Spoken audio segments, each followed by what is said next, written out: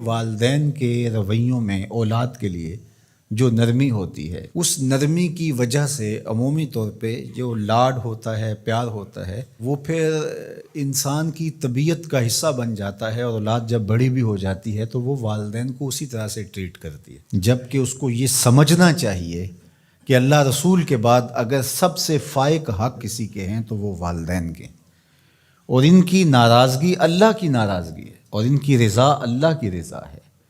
ان کو خوش کر دینا اللہ کو راضی کر دینے کے مترادف ہے، اور ان کو ناراض کرنا اللہ کو ناراض کرنے کے مترادف ہے۔ اور یہ بات ذہن میں رکھیے گا کہ اگر والدین راضی نہیں ہیں تو رب بھی راضی نہیں ہے۔ اللہ کی رضا نصیب ہی نہیں ہو سکتی۔ آپ کے عمل، آپ کی محنتیں، آپ کے سجدے اور آپ کی عبادتیں، ریاستیں، چلہ کشیاں، یہ کچھ کام نہیں آتی اگر والدین راضی نہ ہوں۔ تو والدین کو راضی رکھنے کی ہمارے دین نے ہمیں تلقین فرمائی کی۔ اور یہ بھی آپ کو میں بتاؤں کہ کچھ اعمال ایسے ہیں کہ جن کی جزا اور سزا آخرت میں دیکھنا ہوگی، لیکن کچھ اعمال ایسے ہیں جن کی جزا اور سزا دنیا میں بھی بندہ دیکھ کے جاتا ہے۔ ان میں سے ایک عمل والدین کی فرما برداری ہے۔ جو والدین کا فرما بردار ہو، آپ اس کی پگڑی کا کلس کبھی نیچا ہوتے نہیں دیکھیں گے۔ اور وہ گناہ جس کی سزا آخرت میں تو ہے ہی ہے، دنیا میں بھی ضرور ملتی ہے، وہ والدین کی نافرمانی ہے۔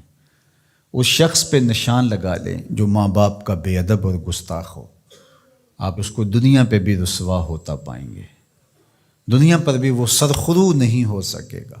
دنیا کے اوپر جتنے لوگ بھی سرخرو ہوئے ہیں، کامیاب ہوئے ہیں، چاہے وہ مسلمان ہیں چاہے وہ کافر ہیں، آپ اگر ان کی تاریخ پڑھیں تو آپ کو نظر آئے گا کہ ان کے پیچھے ان کے والدین کی دعائیں ہیں۔ اگر والدین کی دعائیں نصیب ہیں تو انسان سرخرو ہوتا ہے، اور اگر والدین کی دعائیں حاصل نہیں ہو پاتی تو محنتیں بھی انسان کی عکاس چلی جاتی ہیں۔ تو یہ وہ نیکی ہے، یہ وہ عمل ہے کہ جس کا صلہ دنیا میں بھی اور آخرت میں بھی ملتا ہے، اور یہ بدعملی والدین کی نافرمانی ایسا جرم ہے کہ جس کی سزا دنیا میں تو ہے ہی ہے، آخرت میں بھی، اور دنیا میں دونوں میں اس کو جو ہے وہ حاصل کرنا پڑتی ہے۔ والدین نیکوکار ہوں، صالح ہوں، پاکیزہ عمل ہوں تو ان کی تو عزت اولاد کرے گی ہی کرے گی۔ والدین برے ہی کیوں نہ ہوں، یا والدین بہت گناہ گار ہیں، شرابی ہیں اور بدکار ہیں اور اعمال بد ہیں، تو ان کی توہین نہیں کی جائے گی، اور اس بد اعمالی کی وجہ سے ان کے لیے دعائے خیر کی جائے گی۔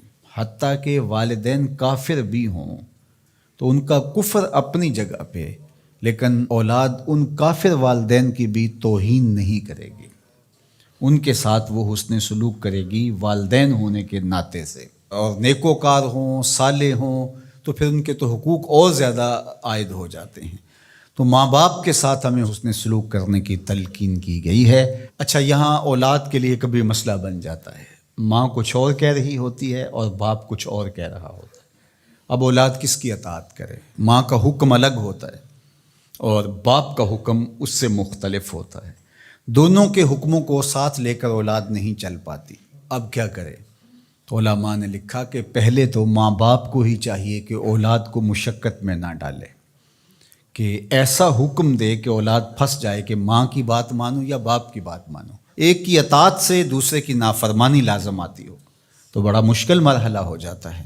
تو والدین کو اتنا خیال اور اتنا لحاظ رکھنا چاہیے کہ ان کو مشقت میں نہ ڈالے، ایسا حکم نہ دیں جو وہ بجا نہ لا سکے، جو ان کے لیے پورا کرنا مشکل ہو۔ اور بالخصوص ماں باپ کی لڑائی کے اندر اولاد جو ہے وہ پس کے رہ جاتی ہے، ماں کی بات مانی تو باپ ناراض، باپ کی بات مانی تو ماں ناراض۔ تو اس میں ایک تو والدین کو ہی چاہیے، لیکن کبھی اولاد پھنس جائے تو مسئلہ شرعی سن لیجئے، وہ یہ ہے کہ گھر کا حاکم جو ہے وہ مرد ہے۔ تو اگر ماں اور باپ دونوں کے احکام آپس میں ٹکرا رہے ہوں تو حکم مقدم ہوگا باپ کا، تو اولاد کے ذمے باپ کے حکم کو ماننا ضروری ہے، لیکن خدمت میں مقدم ہوگی ماں۔ جب باہر سے بچہ آتا ہے تو کھانے کے لیے یا کوئی چیز، یا رات کو ٹانگیں دبانے بیٹھتا ہے تو خدمت میں مقدم ماں ہوگی لیکن حکم کی تعمیل میں مقدم باپ ہوگا۔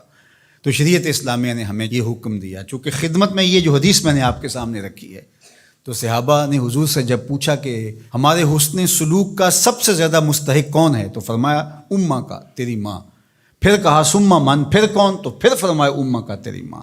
پھر تیسری مرتبہ پوچھا تو فرمایا تیری ماں، اور چوتھی مرتبہ فرمایا ابا کا، تیرا باپ۔